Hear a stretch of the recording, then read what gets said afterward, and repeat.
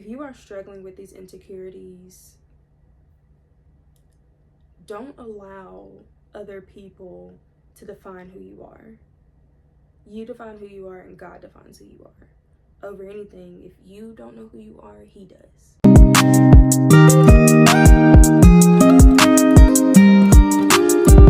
Your girl ain't gonna submit to nobody. I'm telling you, turning to Him is going to cost you a lot, but what you gain through it, it's 100% worth it.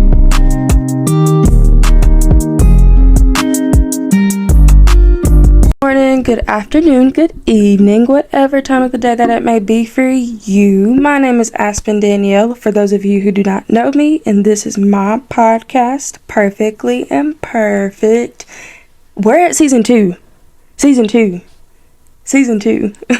Like, it honestly feels surreal to still even think I have my own podcast. I have my own podcast set up. I have my own podcast published. Years of just work that I never thought I would get to, and here we are. We're at season 2. Thank you for those that have supported me and been on my journey, whether it's only a few followers, but I definitely see God taking it places, and to even still be motivated says something within itself.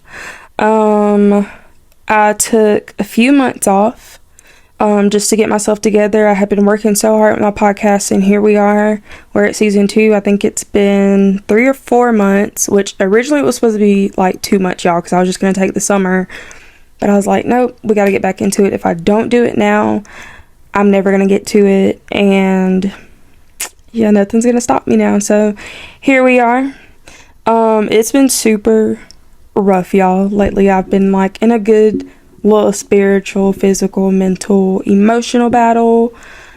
I just have those times where I'm like, you know what, this is not it. And it's been hard, I won't lie. And I feel like every episode I say this, which is really sad, y'all. But honey, pause, because what is going on? Oh my Lord, Jesus. Okay, we're back. Lord, I feel like every episode I say this, which is really sad. But you know what? Sometimes it's just it be like that. It be like that. Here we are. We're back. Let me get back to the intro because I just veered off. But for those of you who do not know me, I am Aspen Danielle. This is Perfectly Imperfect, a podcast for my young Christian girls or guys, where I speak about my journey, where through Him, I am perfect, but the journey was and is very much imperfect. All right. This one I definitely felt like, which is crazy, I had started it months ago, but I felt like it kind of matched with what I have been going through and what I wanted to talk about. So here we are back. And I started this, I started this in March, so it's crazy that I'm just now getting to it, and I didn't even finish it. I was like, I kind of just want to see. I didn't finish it, but I got pretty good in, and the title of this is Seeing Myself Through God. Basically just talking about working through my insecurities, something that I feel like a lot of us girls go through, and how I had to learn to see myself through God now and not see myself through my eyes. So if this is something you're struggling with, even if it's not, if you're not on that path, and this is just it's something that you deal with being insecure, then come on, join us. I feel like I'm gonna pretty much give some good pointers for either crowd. So let's start. So being younger, when I was younger, I definitely went through a lot. Even now, I never could get the concept that there was nothing wrong, there was nothing wrong with me. Let me not put it that way, because sometimes we do have to really dive down and see things that we need to fix within ourselves. I'm getting all philosophical, whatever. Anyways, y'all, but when I was younger, my family, my mom, like, they would always, and even to this day, and I still have problems with it, my mom always would say, you guys are beautiful, things like that. And then when I kind of started, like, getting older, still would be insecure. And then, of course, we're getting into, like, middle school and high school, still very much insecure. I went through a relationship, and then I'm dating and things like this. And not talking bad about anybody, but a lot of it would be things that I went through in my relationships and things that I would be told. And for me, it was like, for somebody who you think is supposed to see past your flaws and love you, it was being pointed out. So already in my head, I'm thinking this about myself, but to have somebody that loves you point it out, it was hurtful, and those things stick inside of your head. And already when you're an insecure young girl, the person that you are with, or what I'm saying, that you love or are trying to work things out with, you try to form into this image that is not you, and it definitely puts a downer on yourself. It definitely put a downer on me. And it was hard. I had to acknowledge that there was a lot that wasn't wrong with me. And when I got right with God, like, I realized, Aspen, the things that you were told were lies, were things that were made to make you feel bad about yourself, so you couldn't move on or go be with someone else. And like I said, y'all have seen my podcast. If you have, I never talk bad about anybody. Like, I know I was at fault very much in my past, and I've worked on those things, and God has shown me them. But it was just about breaking down the walls that I had built up for myself. So when I got right with God, that was the hardest thing that I had to realize. It's not even, it was the hardest thing, it is, because I very much still have those moments where I need to look. And it's insane because I know that in those moments, God doesn't see that and Jesus doesn't see that. And that was something I had to realize, because the most perfect thing that I love about it is, I always say, one reason that I do believe in God is because in those moments where I saw the flaws within myself and no one was there for me, Jesus took all of those impurities and ugliness and he turned them into something beautiful. He didn't care. And that was one thing that I always tell people, like, you have to look at it this way. There are people that would judge you, and there are people that will say certain things, but Jesus is not going to say those ugly things about you. He takes you scarred, bruised, and battered and all. And that's the best thing that I love to realize when I get back in that mindset, is that he does still love me, and he doesn't care what I've been through or my past or what I think about myself. All he cares is about what he sees in the future.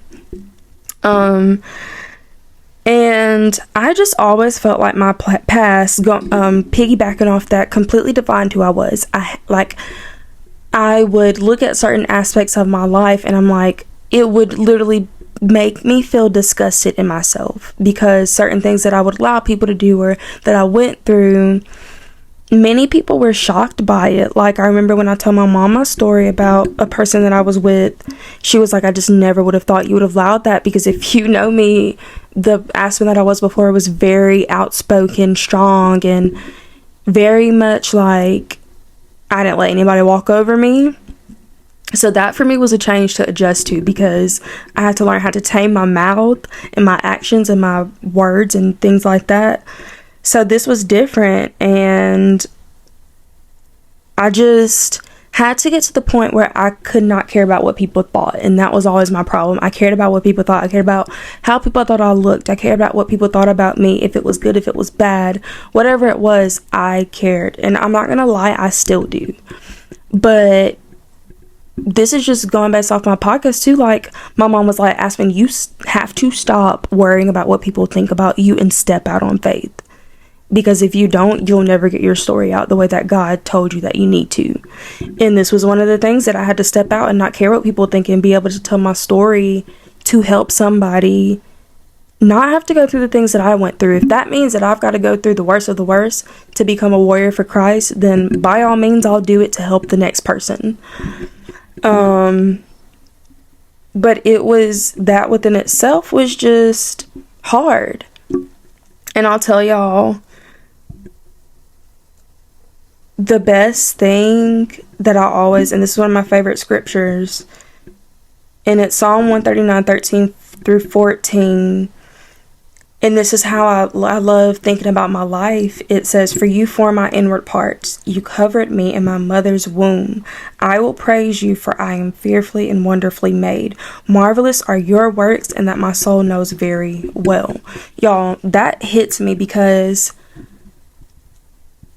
it's crazy to think that God literally, before you were even thought, you were thought to your parents. In your womb, he's intricately designed you for this life. So already, I'm sitting here a baby, and I'm like, I'm not even born yet. And he's like, oh, I got good plans for her. So to know that he's already picked you, it's amazing. It gets to me because I'm like, it doesn't matter what my past was, he had a plan for it.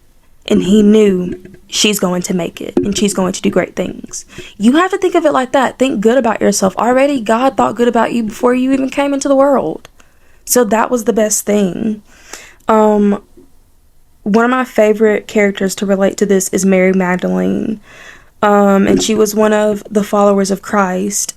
If you watch The Chosen, which is one of my favorites, I suggest you go watch it. It's on Peacock. It's on Peacock and Netflix. But the newest seasons are on Peacock, and it's amazing. I love how it depicts Jesus and his journey. But Mary was literally named Lilith, and she was basically like a prostitute.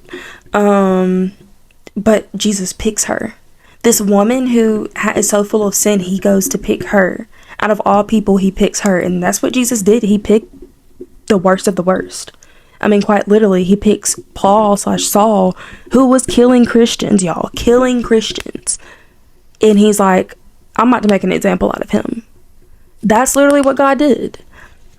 And so I just love how Jesus takes these bruised and battered people and he makes them beautiful. And that's how I feel. That's how I felt and feel. And the best thing about Mary, and I keep going back and forth, y'all, I'm sorry, but the best thing about Mary is she literally reverts to her old self in The Chosen. She reverts to her old self and she's like, I'm not worthy, because people kept coming and reminding her of her past. They only knew her as Lilith. And she's like, no, I'm different. And it got to her finally. And she ran away and she's like, I'm not worthy of you, Jesus. And Jesus got down on his knees and he said, what are you talking about? I don't care what they say. I care what I think of you.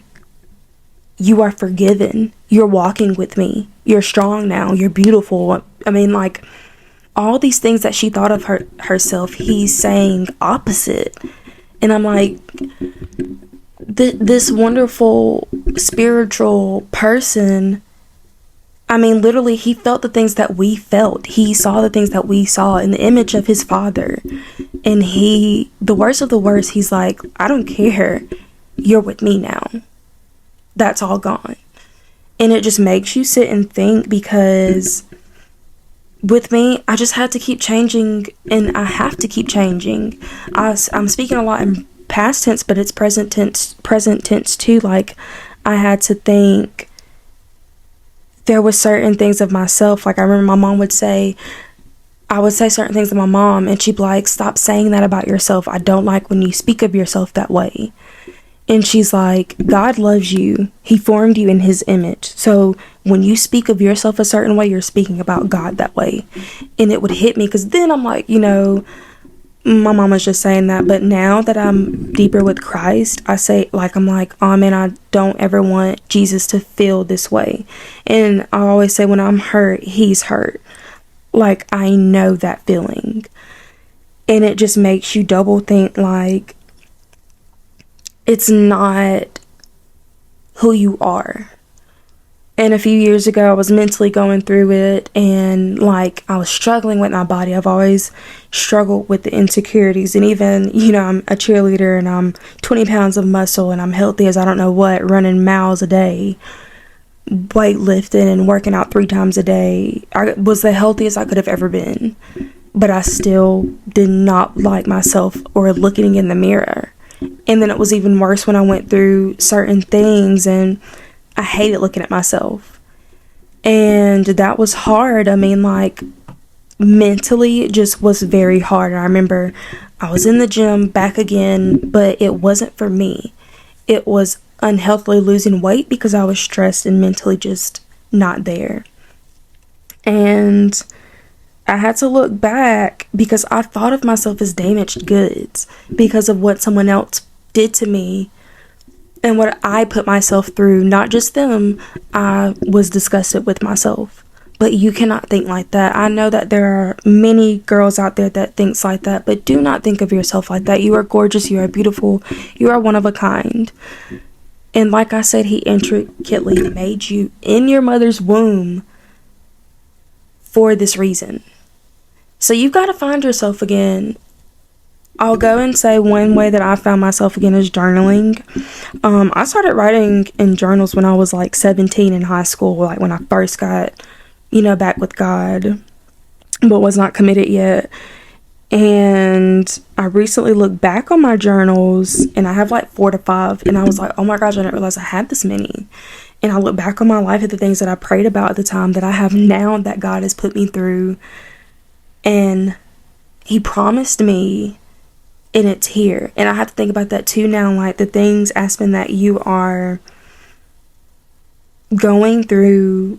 You can look back and say, at one point I was struggling with this, and now God has given it to me. And when I prayed about it and connected with God and wrote it down, I'm able to look back and see the good things that he's done for me in the negative times.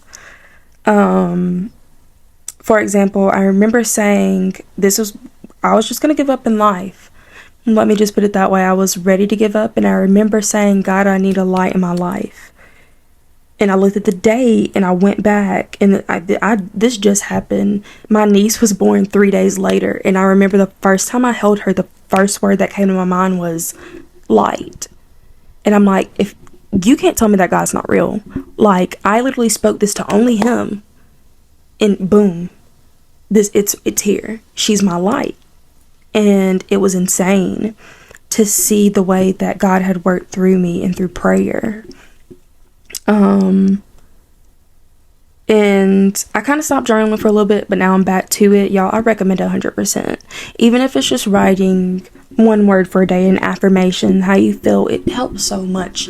Go journal, go get you a bunch of stuff. Like I got me a bunch of pens, highlighters, mainly for my Bibling, but I was like, ooh, I can use it for journaling. Go journal. It helps you so much. My therapist got me on it, and I was like, I want to do it, and it helped me so much. So that's another thing that helped me, y'all. Go journal. I thought 1000% recommend it. There's a lot of different websites you can use that will give you prompts, different things like that if you don't know how to. If not, write your thoughts out. It's always going to help you writing your thoughts out because, like I said, you can look back in the past and see what's changed. But overall, y'all, if you are struggling with these insecurities,